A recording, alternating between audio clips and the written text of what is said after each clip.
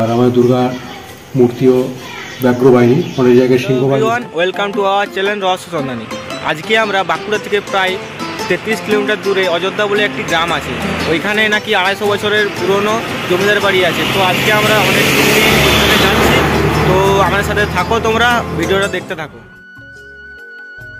ইতিহাস জানতে কার না ভালো লাগে, আর সেই ইতিহাস জানতে এবং তোমাদের জানাতে আমরা আমাদের টিমকে নিয়ে বেরিয়ে পড়লাম বাঁকুড়া জেলায় অন্তর্গত অযোধ্যা গ্রামের উদ্দেশ্যে।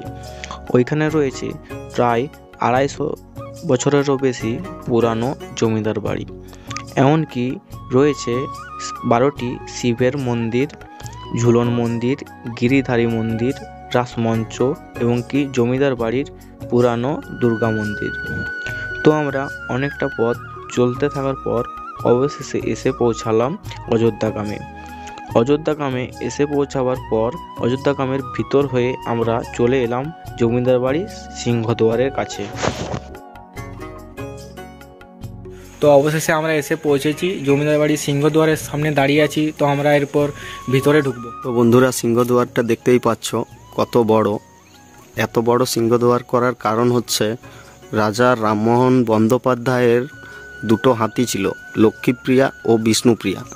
তো এই হাতি খাজনা আদায় করে এই গেটের ভিতর দিয়ে যেত।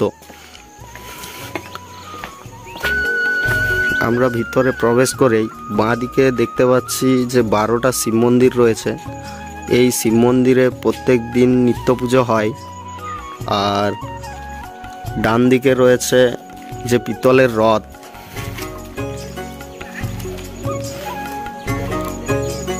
বন্ধুরা দেখতেই পাচ্ছ পিতলের রথটা।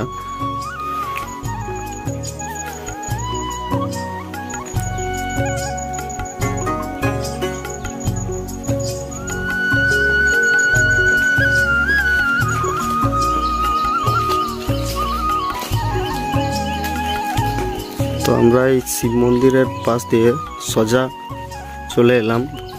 ওই দূরে দেখতে পাচ্ছ যে গিরি গোবর্ধন মন্দির।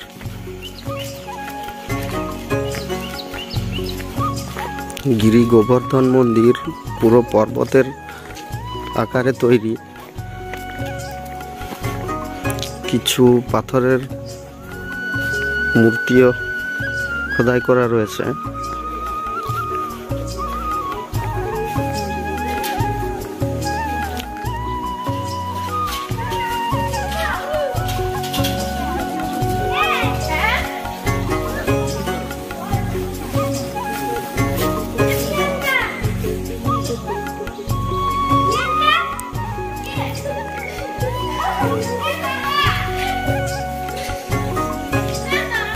তো বন্ধুরা, এই রাসমঞ্চ দেখতে পাচ্ছ বিষ্ণুপুরের তৎকালীন রাজা বিরামবীর এসে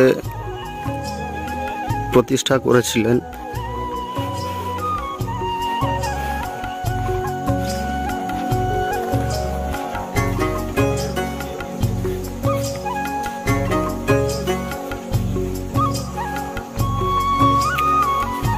পাশেই এই চারচালা বেদিটা দেখতে পাচ্ছ। তো এই বেদিতে তৎকালীন যে অনুষ্ঠান হতো সেই অনুষ্ঠান এর উপর হতো। রাস মন্দির থেকে এবার আমরা চলেছি দোল মন্দিরের দিকে। এটা হলো দোল মন্দির।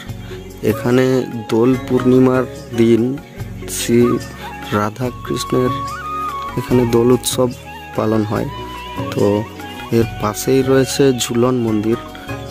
এই ঝুলন মন্দিরের কারুকার্য দেখতেই পাচ্ছ বন্ধুরা। পুরো মন্দিরে কাজ করা আছে। এটাই হচ্ছে ঝুলন মন্দির।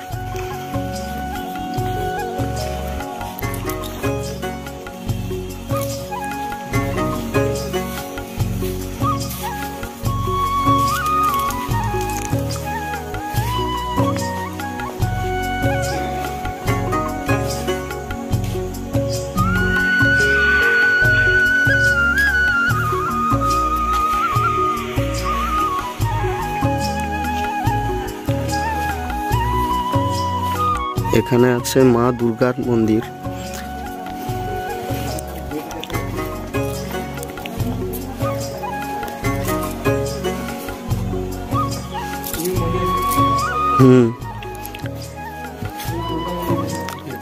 এটাই দুর্গা মন্দির।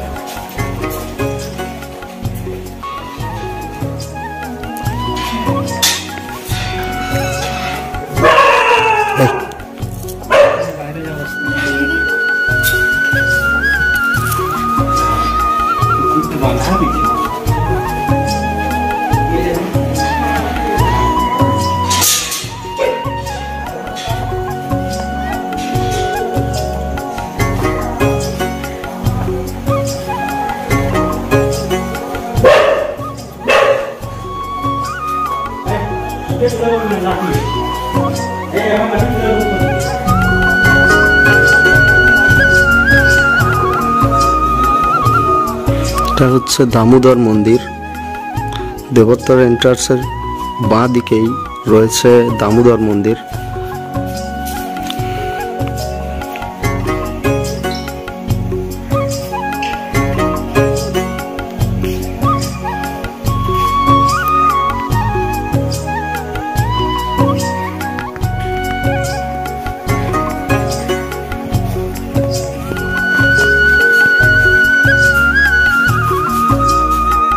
তো বন্ধুরা, আমরা রাজ পরিবারের একজন সদস্যকে পেয়েছি, তো তার কাছ থেকে কিছু কথা শুনবো আমরা। আমাদের এই দেবোত্তর যেটা দেখছেন, এটা আমাদের জমিদার বন্দ্যোপাধ্যায় বংশীয় জমিদার বাড়ি। আজ থেকে প্রায় 200 বছর আগে, মানে 1805 থেকে 1810 সাল নাগাদ এই জমিদারি পত্তন শুরু হয়। মূলত রামমোহন বন্দ্যোপাধ্যায়, কৃষ্ণমোহন বন্দ্যোপাধ্যায়, লালমোহন বন্দ্যোপাধ্যায় এবং গদাধর বন্দ্যোপাধ্যায়, 4 ভাই। 4 ভাইয়ের মধ্যে রামমোহন বন্দ্যোপাধ্যায় এবং কৃষ্ণমোহন বন্দ্যোপাধ্যায় ঐকান্তিক প্রচেষ্টাতে এই জমিদারি শুরু হয়। রামমোহন বন্দ্যোপাধ্যায় হুগলি জেলার শ্রীরামপুরে কাজের সন্ধানে গিয়েছিলেন। ওখানে নীলকর সাহেবের কাছে কোনো একটা জায়গায় একটা ভালো কাজ পায়। কাজ পাওয়ার পরে বেশ কিছু দিনের কাজ করার পরে নীলকর সাহেবের সাথে তার একটা ভালো পরিচিতি হয়। তার কারণে তার একটা অধ্যবসায়, তার একটা সদিচ্ছা এবং কর্মবীর হিসাবে সে পরিচিতি লাভ করে। সেই জন্য নীলকর সাহেব তাকে তার সম্পত্তি প্রায় 50% তাকে দান করেন। সেই সম্পত্তি নিয়ে এসেই একটার পরে একটা মৌজাকে ক্রয় করে রামমোহন বন্দ্যোপাধ্যায়, দাদা কৃষ্ণমোহন বন্দ্যোপাধ্যায় প্রায় 85খানা মৌজা, 85 থেকে 90খানা মৌজা আমাদের অযোধ্যার এই দেবোত্তরের আমাদের বন্দ্যোপাধ্যায় বংশীয় জমিদারদের সম্পত্তি ছিল। পরবর্তীতে সাড়ে খাজনা সব তো চলে গিয়েছে। তো এই যে আমার মূলত বসে আছি যেখানে, পিছনে রাধা দামোদর বংশীয় বলে মন্দির, সামনে রয়েছে দুর্গা মন্দির, যেটা আমাদের মা ভগবতারিণী মূর্তি হিসাবে পূজিত হয়ে থাকে। সামনে যেটা রয়েছে এটা নাট মন্দির, এখানে অষ্টমীর বলি হয়, আমাদের চাল কুমড়া বলি হয়, কোনো পশু বলি এখানে হয় না।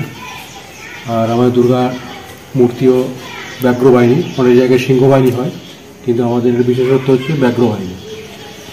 পিছনেও রয়েছে, যে বাইরে রয়েছে ঝুলন মন্দির আছে, দোল মন্দির আছে, রাস উৎসব হয়, রাস মন্দির আছে। ওদিকে একটা লাইনে 12টা শিবের মন্দির, দ্বাদশ শিব মন্দির রয়েছে। এছাড়াও রয়েছে গিরি গোবর্ধন মন্দির, যে মন্দিরটা মানে গঠনশৈলী একটা খুব সুন্দর। এটা পশ্চিমবাংলায় কেন অনেক জায়গায় এই ধরনের মন্দির দেখতে পাওয়া যায় না।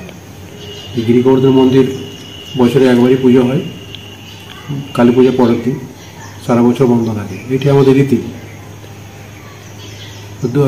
1805 থেকে 1810 সাল থেকে জমিদার পত্তন শুরু হয়েছে। জমিদার আমল যতদিন ছিল ততদিনই আমাদের এখানে বেশ আড়ম্বরপূর্ণভাবে সমস্ত যতগুলো পাঁজিতে যত পুজো আছে সব পুজো তো হলে এখানে হয়। এবং বাইরে বিভিন্ন জায়গায় যে মৌজা আছে, মৌজার থেকে বিভিন্ন প্রজারা আসতো, এসে এখানে মহা ধুমধাম করে সমস্ত রকম পুজোগুলি হতো, বিশেষ করে দুর্গা পুজো এবং রাস উৎসব। রাস উৎসবে একটা বিশেষত্ব ছিল আছে, এখনও রয়েছে, যেটা জমিদার আমল থেকে চলে আসছে, যে দিনের বেলা যাত্রা অনুষ্ঠান। অনেক কিছুই হয়, সাংস্কৃতিক অনুষ্ঠান অনেক কিছুই হয়, তার মধ্যে দিনের বেলা যাত্রা হয়। যেটা হয় মূলত কারণ হচ্ছে কি, প্রথমত মেয়েদের দেখার সুবিধার জন্য, রাত্রেবেলা অনেক দূর থেকে মেয়েরা আসতে অসুবিধা হয়। দ্বিতীয়ত আমাদের বহু দূরে অনেক মৌজা আছে, সেখান থেকে প্রজারাও আসার সুবিধা, যাত্রা দেখে বাড়ি ফেরার একটা সুবিধা হয়। সেই কারণেই আমাদের এখানে প্রথা আছে যে দিনের বেলা যাত্রা, সেটা এখনও চলছে, রাসের সময় হয়। সেই যে অনুষ্ঠানে সেই আমরা আড়ম্বরটা নেই, যেহেতু জমিদারি আমল চলে গেছে, তবুও আমরা জমিদারি আমলে যে সকল রীতিনীতি যেগুলো রয়েছে সেগুলো নিয়ে এখনও পর্যন্ত আমরা বিভিন্ন অনুষ্ঠানগুলো আমরা ঠিকঠাকভাবে করে চলেছি আর কি। তো এইভাবেই আমাদের জমিদারির যে দেবোত্তরের স্টেট যেটা রয়েছে, এইভাবে বাকি পুজো টুজো বা সমস্ত কাজগুলোই আমরা সব মানে আড়ম্বরপূর্ণ না হলেও আন্তরিকতার সাহায্যে করা হয়, যতটা আমাদের আর্থিক সচ্ছলতা আছে সেই হিসাবে আমরা করে চলেছি। এবং বিভিন্ন অনুষ্ঠান, বিশেষ করে দুর্গা পূজাতে আমাদের বংশের যারা বাইরে রয়েছে তার প্রত্যেকেই আমাদের এই অনুষ্ঠানে অংশগ্রহণ করে। নবমীর দিনে ব্রাহ্মণ ভোজন হয়। আমাদের বাবু বংশের যারা আছে তারা তো বটে, বাকি বাইরের অনেকেও এখানে আমন্ত্রিত থাকে, তারাও খাওয়া দাওয়া করে। একটা মহা ধুমধাম করে একটা হয়ে আসছে আর কি। তো বন্ধুরা, আমরা ওনার কাছ থেকে আরও কিছু কথা জানতে পারলাম, যেটা রাজ পরিবারের কিছু গুপ্তধন রয়েছে এখানে, তো সেগুলোই এবার দেখব। তো চলো বন্ধুরা, তো শেষমেশ আমরা ওই জায়গায় পৌঁছে গেছি। তো এখানে দেখা যাচ্ছে যে পালকিটা, ঠাকুরের পালকি, মানে দুর্গাপুজোর সময় যে পালকি করে কলা বউ নিয়ে আসা হয় সেই পালকি। তো এটা পুরোটাই রূপো দিয়ে তৈরি, এত বছরের পুরনো হয়ে গেছে বলে এখন এটাই জং ধরে পিতলের মতো রংটা হয়ে গেছে। তো এটা পুরোটাই রূপোর তৈরি। তো এর গায়ে কত সুন্দর নকশা করা আছে দেখতেই পাচ্ছ বন্ধুরা।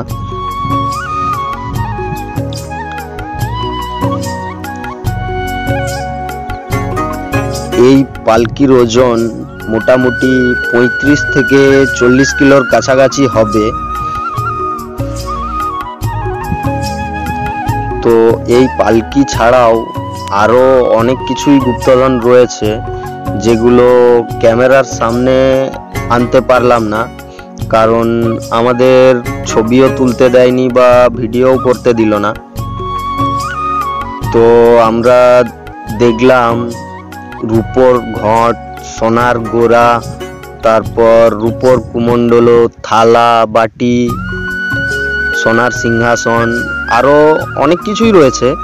কিন্তু শেষমেশ আমাদের শুধু এটাই ভিডিও করতে দিল যে না, ওইগুলো কিছু দেখানো যাবে না, কেননা পাবলিকের কাছে ওদের নিজেদের ঐতিহ্য বা নিজেদের গুপ্তধন দেখাতে চায় না, সেটাই কারণ। তো বন্ধুরা, আমরা এই পালকিটাকে অনেক রিকোয়েস্ট করে পালকিটাকে তুলেছি। তো দেখো বন্ধুরা,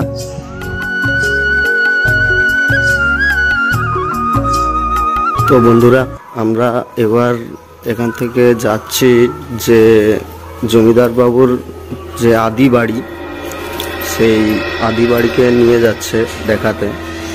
ওটাই আদি বাড়ি ছিল।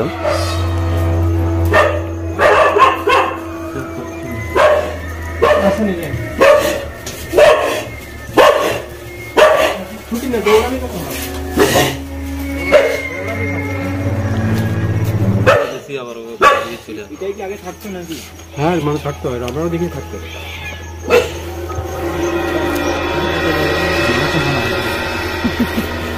ভিডিও দেখতে পারো।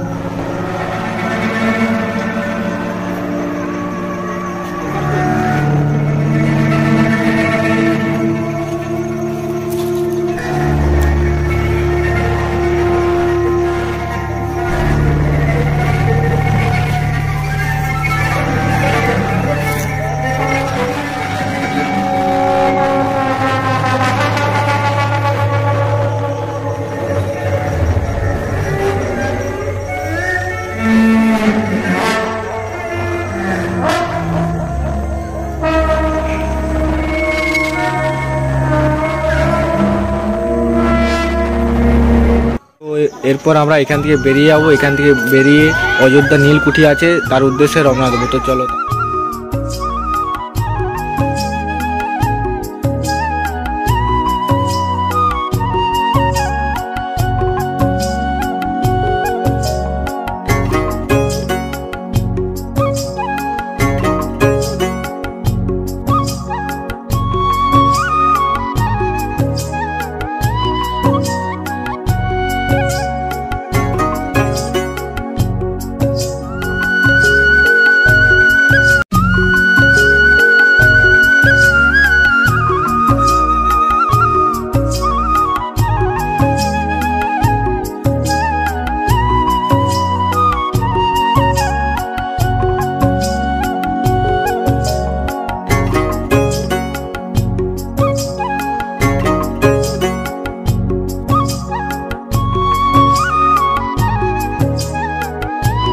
তো বন্ধুরা, এখন এই নীলচাষ বা নীলবাড়ি যেটা ছিল সেটা এখন অযোধ্যা হাই স্কুল হয়ে গেছে। তো এখনও ছিটে ফোটা কিছু দেখা যায় বলে শুনলাম, তো আমরা সেই দিকেই যাচ্ছি।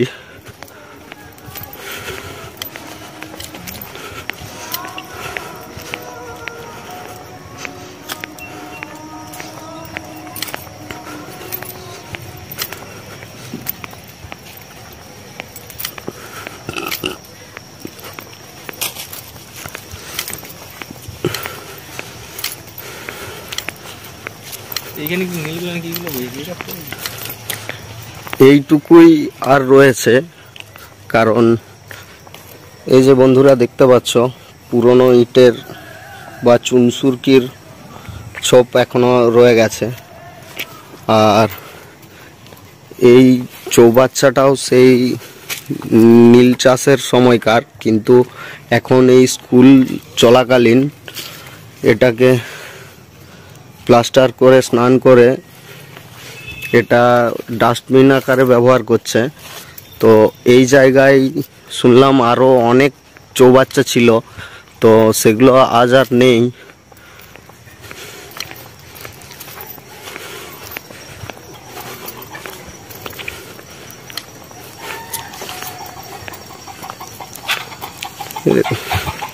দেখতেই পাচ্ছ ওইদিকে ভাঙা কিছুটা জায়গা রয়েছে। এই জায়গাটাই আচ্ছা। আর এইগুলো কি ছিল? এইগুলো কি ছিল? এখানেও নীল পোস্ত? আচ্ছা।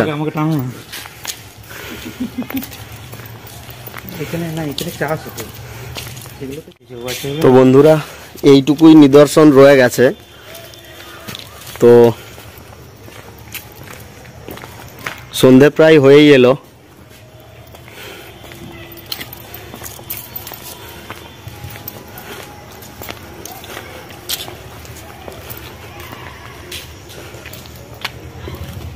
বন্ধুরা, আমাদের ভিডিওটা এখানেই সমাপ্ত। তো যদি ভালো লেগে থাকে লাইক, কমেন্ট, শেয়ার অবশ্যই করবেন। আর সাবস্ক্রাইব করতে একদম ভুলে নেই, মাথা মাথা বলেন।